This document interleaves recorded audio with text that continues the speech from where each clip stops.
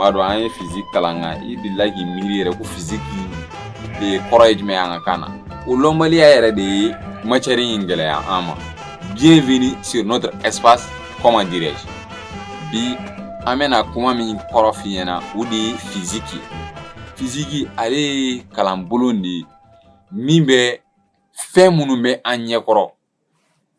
Fɛn minnu bɛ an ɲɛkɔrɔ physiquement fadimafɛnw olu kɔnɔ ko kalanni u cogoya bɛ cogo di u kɔkana bɛ cogo di fo ka se a kɔnɔla ma.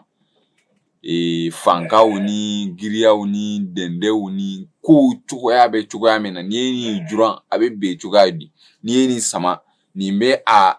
bɛ fili ka taa cogoya jumɛnw na olu kalanni a bɛ fɔ o de ma physique tubabukan na o fɔcogoya ɲuman min bɛ an ka kan na a bɛ fɔ o de ma ko dɔko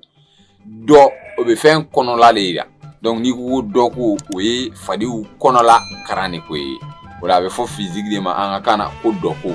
i b'i abonné an na yaasa comment dirais-je ka bɔ i ka kuma la i ka se ka fɛnw tɔgɔ yɛrɛ yɛrɛ dɔn i ni ce.